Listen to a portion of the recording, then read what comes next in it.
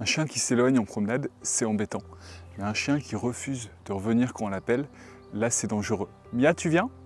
Dans cette vidéo, on va voir ensemble comment on peut améliorer le rappel de nos chiens, quels sont les principes, bravo mon chien, quels sont les principes de base à avoir pour que notre chien il ne refuse pas de revenir. Vous verrez qu'on a en général 3 piliers et j'espère qu'à la fin de cette vidéo, je vous aurai donné assez d'éléments pour que vous puissiez sortir directement avec votre chien en promenade et essayer d'appliquer ça avec votre compagnon. Vous verrez, les effets ils peuvent arriver assez rapidement, même si c'est pas magique, et bien sûr ça demande beaucoup de régularité. Aujourd'hui on va voir tous les éléments pour vous aider à améliorer le rappel de votre chien. On va commencer par les bases et ensuite on verra les éléments essentiels pour que ça fonctionne. Et moi quand j'essaie d'améliorer le rappel de Mia, le travail je le fais avant tout sur l'autocontrôle. Parce que si Mia n'est pas capable de se contrôler au moindre bruit, au moindre stimuli, ou parce qu'elle a un excès d'énergie, eh ben, je pourrais lui apprendre tout ce que je veux, ça ne fonctionnera pas. Parce que dans tous les cas, je ne pourrais pas capter son attention. L'attention, c'est le seul moyen, le seul lien qui me relie à elle au niveau des ordres, et donc ça ne pourra pas fonctionner. D'ailleurs, j'ai fait une mini-formation qui est disponible en description de la vidéo, qui vous aide à améliorer la concentration de votre chien pour qu'il soit plus attentif à ce que vous faites. La formation, elle est totalement gratuite et elle est en description de la vidéo. Et cet autocontrôle, on peut l'améliorer, je pense, sur 2 piliers. D'abord sur la gestion de son énergie, et ensuite sur sa réactivité. Moi, ma théorie, c'est que dans beaucoup de cas, quand on a un chien qui ne revient pas au rappel, c'est parce que son niveau d'énergie, il est beaucoup trop en pression. Et pourquoi il est trop en pression? Peut-être parce qu'il n'a pas été sorti cette journée-là, peut-être qu'il n'a pas assez de promenades régulières, et du coup, le jour où on le lâche, eh ben, il explose comme une cocotte minute et il part dans tous les sens. Et bien entendu, comme on le disait tout à l'heure, s'il est plein d'énergie et qu'il a besoin de se défouler, c'est pas le moment où il va nous répondre, donc c'est pas le moment où il va revenir au rappel. Pour ça, j'ai 2 solutions. Il y en a une, c'est la promenade éducative, donc c'est le fait de se promener un maximum, le laisser aller sentir, le laisser aller courir, le laisser explorer. Automatiquement, l'énergie, elle se régulera toute seule. Et la deuxième solution, si vous êtes par exemple en ville et que vous ne pouvez pas trop faire comme moi, eh ben, vous avez la solution de faire des jeux interactifs. Ça peut être de jouer au frisbee, de jouer à la balle, de jouer au cherche, il y a plein de jeux possibles, ce que votre chien préfère, et des choses qui le font travailler physiquement, mais également mentalement. Et si vous commencez par là, vous aurez un chien qui a un niveau d'énergie qui est beaucoup plus équilibré, et donc on pourra passer à la suite. Et la suite, ça va être son niveau de réactivité. Un chien qui est réactif, c'est un chien qui réagit à tous les stimuli qui sont autour de lui, et comme il est concentré sur ces stimuli, il peut se mettre à aboyer, à attaquer, simplement à jouer, peu importe. Le problème pour nous, c'est que s'il se met à partir dans la forêt parce qu'il réagit à ce stimuli, on ne peut rien faire et il est trop tard et il part au loin. Et c'est comme ça qu'on peut perdre des chiens pendant plusieurs heures, plusieurs jours au milieu de nulle part. Et comment on peut faire pour éviter qu'il y ait cette réaction qui est disproportionnée sur un stimuli? C'est déjà de comprendre pourquoi il réagit comme ça. Parfois, il peut réagir par la peur, il peut réagir par l'excitation, par le fait qu'il n'ait jamais été en contact avec cet animal ou cette voiture ou ce vélo. Et du coup, il est beaucoup trop excité. Moi, ce que je vous conseille de faire, c'est d'essayer de faire moins mais mieux. Donc plutôt que d'essayer de tout contrôler, essayez de vous dire sur quoi mon chat est réactif. Donc vous prenez un papier, un crayon, et vous vous notez il est réactif aux voitures, ou aux chiens, ou aux chats, ou aux enfants, ou peu importe. Et du coup, vous allez travailler sur chaque point spécifique, mais d'abord le problème principal, et ensuite on passe au reste. Pour faire ça, l'idéal, ça va être de le désensibiliser. J'ai fait une vidéo complète sur le sujet pour que vous puissiez voir comment on peut désensibiliser un chien. Moi, j'avais fait l'exercice à côté d'une route où il y a beaucoup de voitures qui passent, et je vous montrais un principe que vous pouvez appliquer à n'importe quel cas.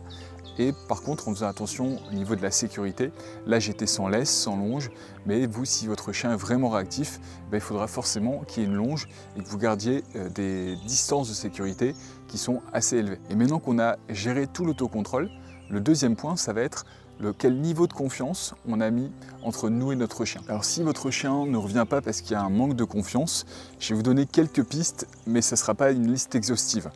La première raison que je vois souvent, c'est quand on crée un renforcement négatif. C'est-à-dire que souvent, on va le rappeler parce que c'est la fin de la balade, c'est la fin du jeu.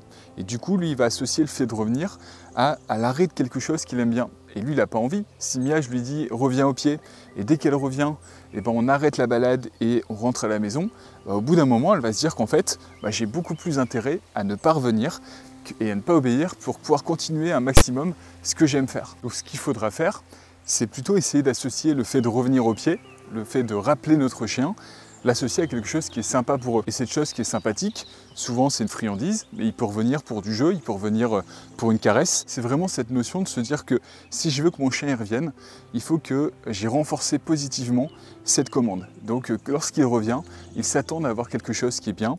Et donc par exemple, il ne faut pas l'appeler uniquement lorsque c'est la fin de la promenade. Donc dans beaucoup de cas, je pense que le fait que votre chien ne revienne pas, c'est parce qu'il a fait une mauvaise association. C'est le même principe que lorsqu'on rappelle notre chien pour le disputer, parce qu'il a fait une bêtise, parce qu'il s'est rapproché de quelque chose qu'il ne fallait pas. Donc s'il associe ça au fait de se faire disputer, gronder, bah forcément, il ne reviendra pas. Donc vraiment, essayez toujours d'associer le rappel à quelque chose de positif. Donc pour l'instant, on a parlé de l'autocontrôle. Si ça s'est validé, il faudra changer notre méthode en associant le rappel à quelque chose de positif. Et le troisième point, c'est un point qui est primordial. C'est un point qui va vous demander du travail si vous êtes au début de l'apprentissage. Et vous verrez que c'est une notion de vraiment tout simplifier. Plus c'est simple, moins on essaie de se prendre la tête à créer plein de systèmes, plus on aura un chien, je pense, qui sera obéissant et bien équilibré. Et dans ce troisième point, du coup, je pense qu'il est important de revenir sur les bases. Parce qu'en fait, j'ai l'impression, et je me souviens quand j'ai eu Mia au départ, j'ai l'impression qu'il y avait plein de choses à contrôler. Pour avoir un chien parfait, il fallait tout contrôler, que le chien il soit capable d'être calme, obéissant, de revenir au pied, de faire tout ce qu'on lui demande. Et en fait, je pense que c'est pas ça. Je peux faire l'analogie avec la voiture. Lorsque j'ai commencé à apprendre à rouler en voiture, j'avais l'impression qu'il fallait savoir tout faire, analyser ce qui se passe autour, être capable d'anticiper, être capable de gérer le frein à main, les freins, le volant en même temps. Et dans un moment où en fait j'avais aucune base. Donc je pense qu'on a été beaucoup, surtout les premières heures, à se dire qu'on n'arriverait pas à conduire. Et en fait c'est venu tout seul. Pourquoi? Parce que la partie technique, donc la partie où je passe le frein à main, où je gère les vitesses, c'est quelque chose qui, au fur et à mesure, devient automatique. Donc on n'y pense même plus. Et ça permet donc de se concentrer uniquement sur ce qu'il y a autour de nous, sur l'analyse et l'anticipation, et plus sur la partie concrète de comment je conduis ma voiture. En fait, je ne sais pas si je le dis bien, mais le message c'est n'essayez pas de tout contrôler. Essayez simplement de contrôler ce sur quoi vous avez un impact possible. C'est un peu la notion de stoïcisme, on en a déjà parlé ensemble, où il y a ce qu'on contrôle et il y a ce qu'on ne contrôle pas. Je ne peux pas contrôler le fait qu'il y a un animal qui passe devant nous et qui se mette à courir devant Mia. Par contre, je peux contrôler en grande partie la réaction qu'elle aura face à ce stimuli. Il y a simplement 3 choses à maîtriser pour que ça fonctionne. Avant tout, c'est de travailler régulièrement, donc quasiment tous les jours en promenade, travailler ces exercices. Et ensuite, vous avez à travailler les ordres d'immobilisation, donc le assis, le couché, le reste. Vous avez à travailler la commande rappel et son autocontrôle, comme on l'a vu au début de la vidéo.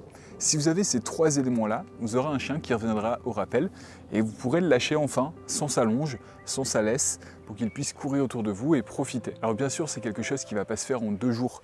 D'où l'importance, on en a parlé dans la vidéo précédente, de planifier vos objectifs. Moi, je n'ai pas de détails sur le niveau de votre chien actuellement, mais vous l'avez. Donc vous pouvez vous noter où est-ce qu'il en est aujourd'hui. Sur 10, combien est son niveau d'autocontrôle? Combien est son niveau de rappel? Combien est son niveau sur les ordres d'immobilisation? Une fois qu'on a analysé ça, on va se faire un plan sur quelques semaines. Moi, je le fais sur 3 mois. Et ce plan va vous permettre de savoir où était votre chien, par exemple, le 1er janvier 2024 ou 2025, et où est-ce qu'il en est le 1er avril. Donc vraiment, essayez de construire petit à petit. Focussez-vous sur quelque chose, soit l'autocontrôle, soit les commandes de base. Essayez pas de tout faire en même temps. On peut à la limite, je pense, travailler 1 ou 2 commandes en même temps sur la même période, mais je pense vraiment que c'est le maximum. Moi, j'ai toujours fait en sorte d'essayer de me concentrer sur une seule nouvelle commande pour Mia, et le reste du temps, renforcer ce qu'elle connaît déjà. Et comme ça permet d'avancer petit à petit. Et voilà, c'est tout ça qui lui permettra ensuite de se promener sans laisse, en sécurité, en ayant un bon rappel. Et pour finir, je pense qu'il faut garder en tête que rien n'est acquis. C'est-à-dire que Mia, tous les jours, je la refais travailler sur toutes ses commandes, parce que, et si je ne le fais pas d'ailleurs pendant plusieurs semaines, je vois que le niveau il est en train de baisser. Et si vous voulez vous y mettre, la priorité, je pense, c'est de travailler son autocontrôle, donc en désensibilisant votre chien. La manière de le faire, elle est disponible ici dans cette vidéo. Et moi, je vous dis à très vite pour la prochaine vidéo. Au revoir.